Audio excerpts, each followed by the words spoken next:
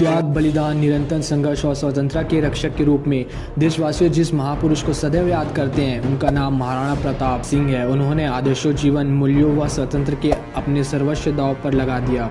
इसी कारण महाराणा प्रताप का नाम हमारे देश के इतिहास में देशभक्तों के रूप में आज भी अमर है। महाराणा प्रताप का जन्म राजस्थान के उदयपुर नगर में 9 मई सन 1540 को हुआ था। बचपन से ही उनमें वीरता कूट कूट कर भरी थी। गौरव, सम्मान, स्वाभिमान व स्वतंत्र के संस्कार उन्हें पैतृक रूप में मिले थे। राणा प्रताप का व्यक्तित्व ऐसे उपराजय पुरुष तथा अदम्य साहस का प्रतीक बन गया था। उनके नाम आते ही मन में स्वाभिमान, स्वतंत्र प्रेम तथा स्वदेश अनुराग के भाव जागृत हो जाते हैं। भारत के महान योद्धाओं में से एक महाराणा प्रताप थे, जिन्होंने कभी भी दुश्मन के सामने घुटने नहीं टेके, बल्कि अपनी शक्ति और बुद्धि से दुश्मनों को छठी का दूध याद दिला दिए थे। इनकी बहादुरी के किस्से आज भी स्कूलों में पढ़ाया जाता है। बता दें कि महाराणा प्रताप जीवनी जब भी कोई पढ़ता है या फिर उनकी बहादुरी के किस्से सुनता है तो उसका सीना गर्व से चौड़ा हो जाता है। जी हाँ, महाराणा प्रताप का जन्म 9 मई 1540 को राजस्थान में हुआ था। उनके पिता का नाम राणा उदय था, माता का नाम जयंती बाई थी। बता दें कि महाराणा प्रताप का बचपन का नाम फीका था। उन्होंने 11 शादियां की थी, साथ ही उनके 17 पुत्र थे और 5 पुत्रियां थी। बता दें कि आरंभिक जीवन में प्रताप बहुत ही बहादुर थे। दुश्मनों से मोर्चा लेने में कभी भी पीछे नहीं हटते थे। यहाँ तक कि वे इतने बहादुर थे कि अकेले ही दुश्मनों से लड़ने के लिए इलाके में चले जाते थे। जी हाँ, महाराणा प्रताप बचपन से ही बड़े प्रतापी और स्वाभिमानी थे। भारत के वीर योद्धा प्रताप को स्वतंत्र रहना बहुत ही अच्छा लगता था। उन्हें किसी भी कीमत पे यह गवारा नहीं था कि वो किसी के अधीन यानी किसी के दबाव में रहे। वे अपनी लाइफ में स्वतंत्र रूप से जीना यकीन करते थे। इतना ही नहीं, स्वतंत्र रहने के लिए मुगलों के खिलाफ मोर्चा भी खोला था।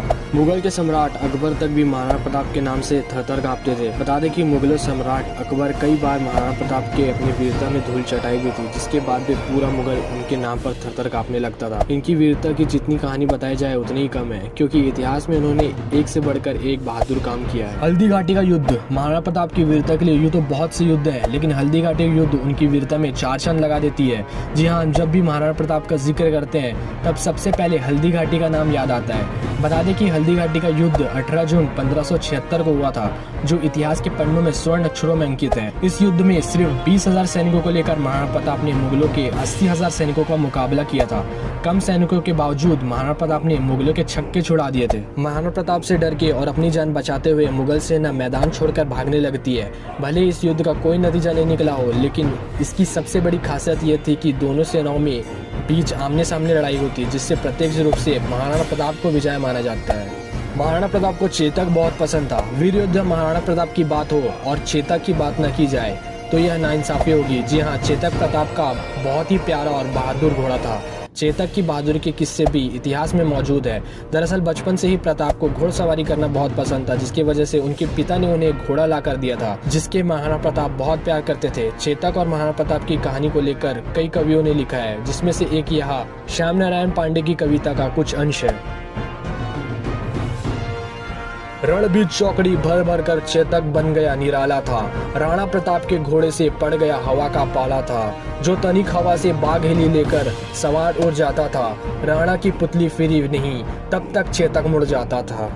हल्दी घाटी के युद्ध के दौरान चेतक बुरी तरह से घायल हो जाता है, जिसकी वजह से उसकी मौत भी हो गई थी। उसकी मौत ने महाराणा प्रताप को पूरी तरह से झंझोक कर रख दिया था। इतना ही नहीं, चेतक की मौत के बाद प्रताप काफी दिनों तक मौन की अवस्था में चले गए थे। मुगल सम्राट अकबर एक महत्वाकांक्षी शासक था। वह संपूर्ण भारत पर अपने साम्राज्य का विस्तार चाहता था। उसने अनेक छोटे छोटे राज्यों को अपनी अधीन करने के बाद मेवाड़ राज्य पर चढ़ाई की। उस समय मेवाड़ में राणा उदय सिंह का शासन था। राणा उदय सिंह के साथ युद्ध में अकबर ने मेवाड़ की राजधानी चित्तौड़ सहित राज्यों के बड़े भाग पर अधिकार कर लिया। राणा उदय सिंह ने उदयपुर नामक नई राजधानी बसाई। सन 1572 में प्रताप के शासक बनने के समय राज्य के सामने बड़ी संकटपूर्ण स्थिति थी। शक्ति और साधनों से संपन्न आक्रामक मुगल सेना ने मेवाड़ की स्वतंत्रता और परंपरागत सम्मान की रक्षा का कठिन कार्य प्रताप के साहस की प्रतीक्षा कर रहा था। अकबर का साम्राज्य विस्तार की लालसा तथा राणा प्रताप की स्वतंत्रता रक्षा के दृढ़ संकल्प के बीच संघर्ष होना स्वाभाविक था। अकबर ने राणा प्रताप के विरुद्ध ऐसी कूटनीतिक व्यूह रचना की थी कि उसे मुगल सेना के साथ ही मान सिंह की नेतृत्व वाली राजपूत सेना से भी संघर्ष करना पड़ा था।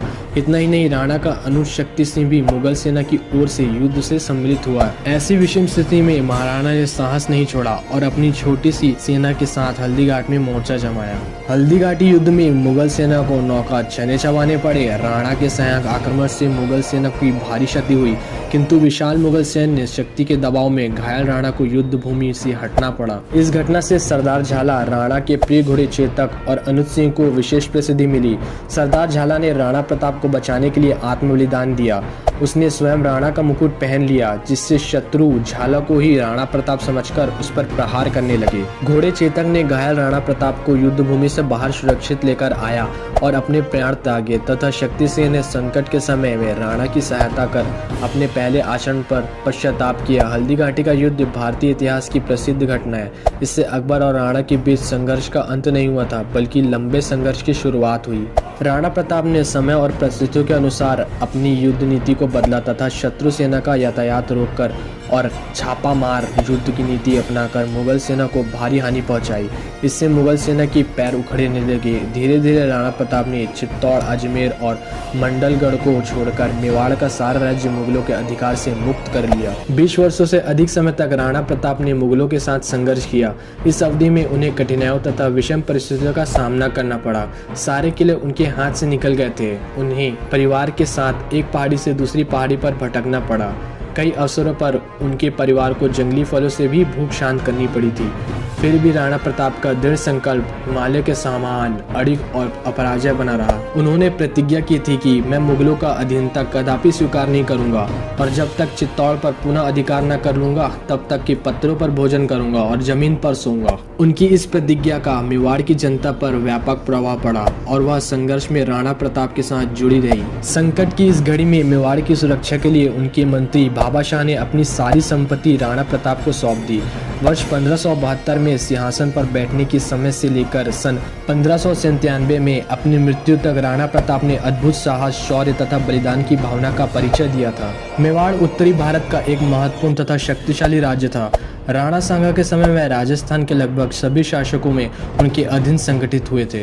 अतः मेवाड़ के प्रभुसत्ता की रक्षा तथा उनके स्वतंत्र को बनाए रखना राणा प्रताप के जीवन में सर्वोपरि लक्ष्य था। इसी के लिए वे जिए और मरे। युवराज अमर सिंह सुख सुविधापूर्ण जीवन के अभ्यस्त थे।